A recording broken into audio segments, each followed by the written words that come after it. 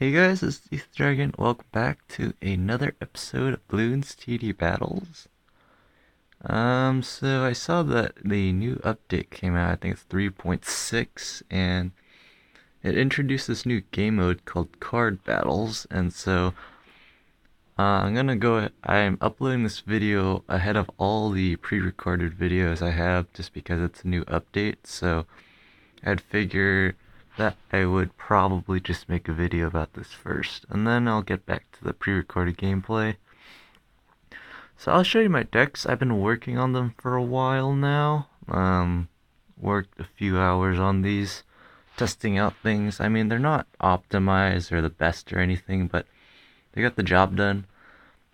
Usually what I do is this is a short map loadout, so that's for like hydro dam and such, and this is like just a general use deck. It goes somewhat late game, and it goes somewhat early game pretty well too. And then this is just the late game loadout I have. It works pretty well. It's not very consistent. We'll see what I'll get when we get into a match here, but these are all-purpose decks, so for like a water map, I'll bring the reactor. And then for land maps where you can't really use the reactor, I'll use like Juggernaut here for my Camel Lead popping power. I have this Lightning Wizard in here just because sometimes it's good early game, because some people rush up like... This is not really a rush, but this is a really popular card because it gives you lots of eco, plus 100, and it sends 200 greens, which is actually really clustered together. So it's really good, and so that's technically a rush sort of. And generally when we use stuff like this this 1/1 wizard and the 3/0 tax shooter, they can't exactly defend that. So it's always nice to have, and this is also cheap camo lead popping power besides the Juggernaut. But anyways, let's get into a match here so I don't talk forever. I'll just go over what I've basically learned from playing this. From what I've learned, people like to rush a lot. I don't know if that's just the people I've been running into, but I got a lot of people who like to rush. So I had to figure out a good defense, and the laser cannon, the 3/1 laser cannon, is a perfect choice because it will solo Regal Rainbows and everything. The only thing it can't deal with is leads, so I need to have my lead and camel lead popping power. So here's Battle River. So I think I will show off this deck here, and you can make adjustments to your deck before the battle. One thing I find in particular that's really important is eco. I'm gonna go ahead and just get ready up. I do like how when you ready up, you can't skip the map. It seems kind of counterintuitive that back in the day you could do that. But this is, like I said, not the best deck in the world, but it gets the job done. So, first, tip number one, just keep milling these cards. So you can trash the cards you don't want for 50 bucks, and that's really huge because that allows you to get the cards you're looking for.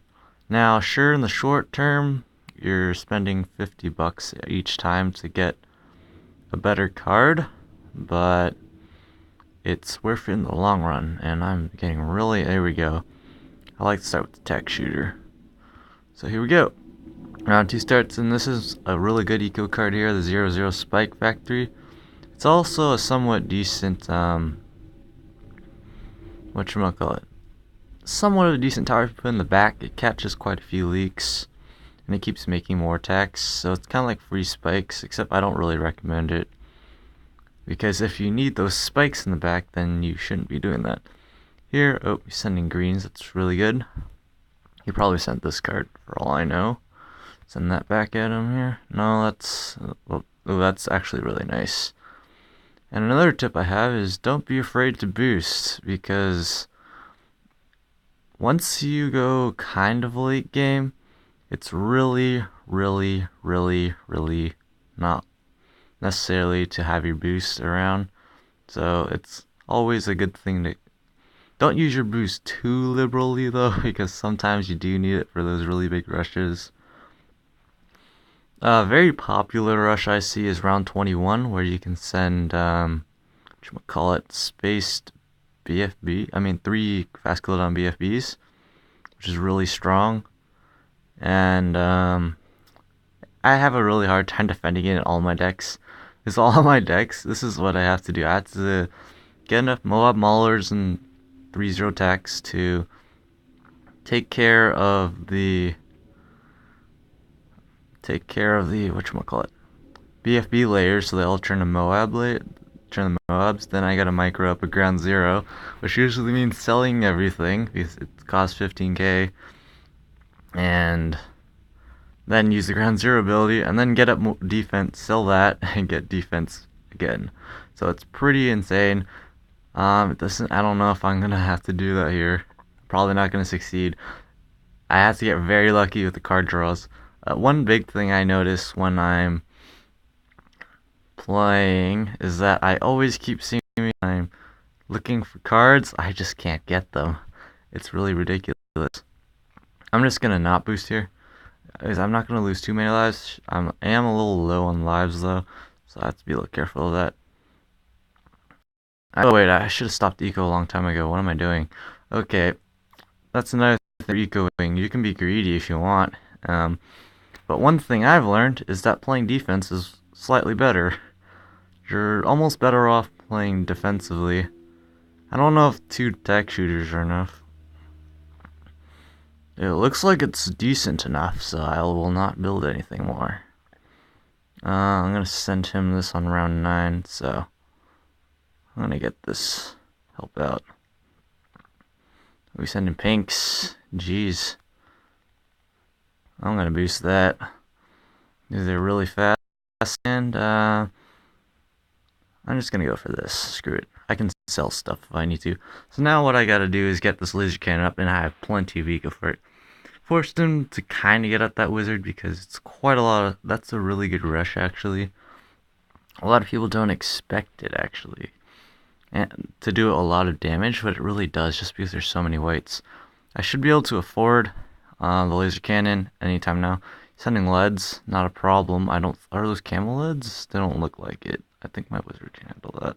But you want strong, and then I can get up the laser cannon here, and now I'm set. Besides camel lead, and I'll deal with that later.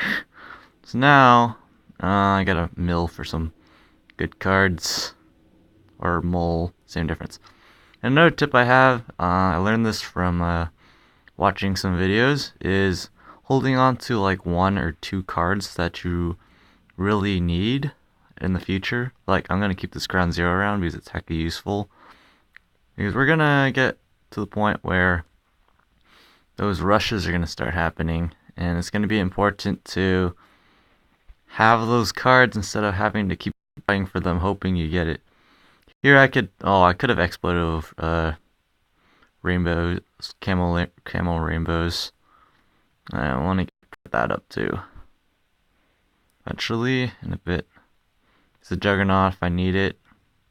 I'm gonna save up for this guy here. Actually, I'm just going to sell you and go for this.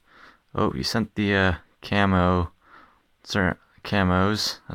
I should be fine. I think if I wait it out, maybe. Alright, there we go.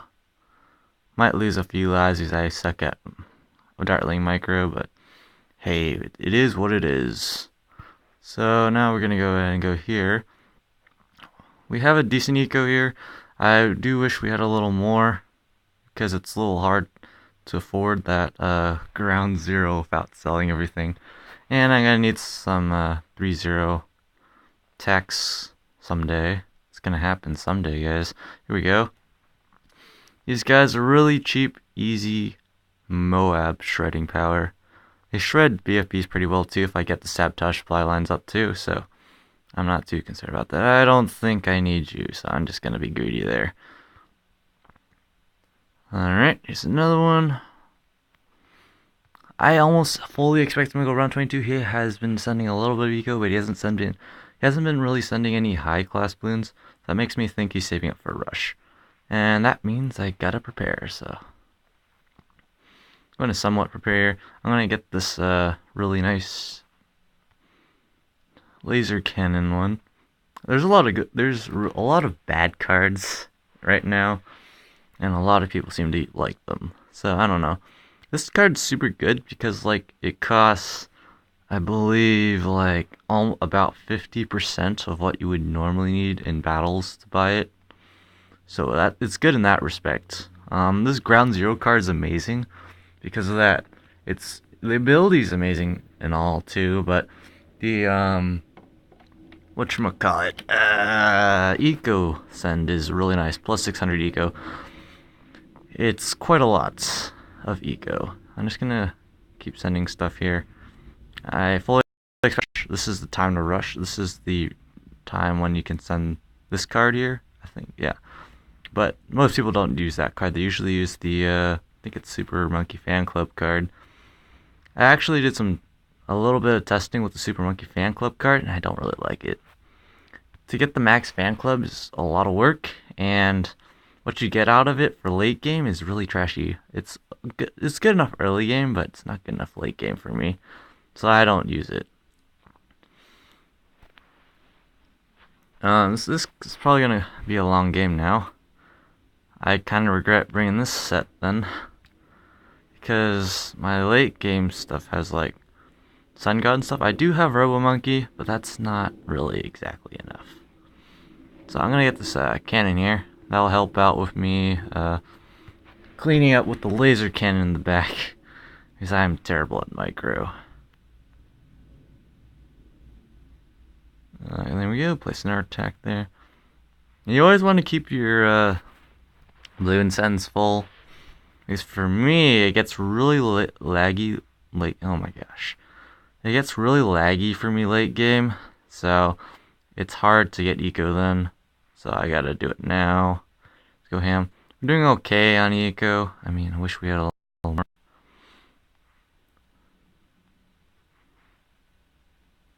Yeah, there we go. As attacks for like round 27 and stuff, they're really good at shredding the Moabs. You'll get to see that pretty soon. Alright, I'm gonna buy the Sabotage Pylons so I don't forget about it. And I'm going to actually go ahead and save up for the Ground Zero one, I guess. I don't know. Overtime. That's my ideal goal. Alright. Just keep milling cards I don't need. Oh, that was laggy. But yeah, pretty much it gets very repetitive late game. It's just trying to get the right towers and stuff. So that's 600 eco is going to be huge. It's worth saving up for stuff like that rather than getting these cards at sent, because it's worth a lot more. I mean, you have to do some testing to figure that one out, or you could do the math. I mean, what's worth more, 600 plus 600 eco or plus 150 in bunches? And mind you, these cards are somewhat randomly chosen, so it's not like you're going to be able to get those cards. Alright, sick. Oh, can't. Of course. I'm gonna go ahead and do that. This should be. That's another thing I like sending the Ground Zero one card because they're fast pinks. So it's not gonna slow the balloon queue down, even though there's a lot of them. Oh man, it's so laggy. So laggy already. Round 27, here we go. Gets to see how good the spikes are at shredding Moabs. It's actually kind of nice. Alright, let's go. Just keep milling. There's some optimizations they could make. Here we go. Shred the Moabs for me. There you go. Shreds Moabs like a boss. There's just so many attacks going into them. They don't have a chance. I'm gonna go ahead and get some more Sabotage Pylons up. In my previous mid-game build, I did not have Sabotage Pylons. Didn't hurt me, but it was kind of a dumb idea not to have one.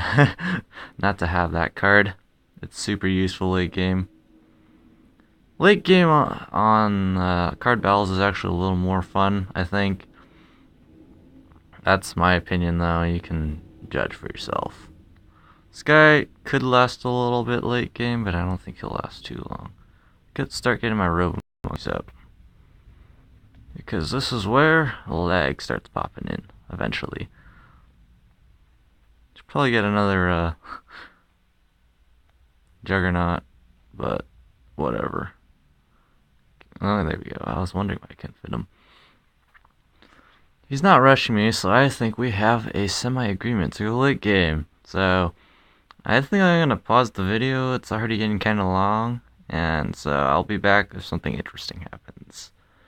Maybe around 40, I don't know.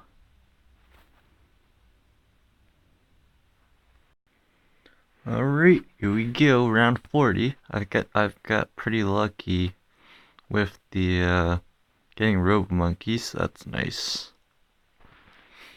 It's super laggy right now. You can probably tell. Loon queue's always full. It was always good. I've been getting lucky finding some ground zeros too, which is always great for eco. You can see I have a ton of eco, more eco than I probably ever have in regular battles. So that's always nice.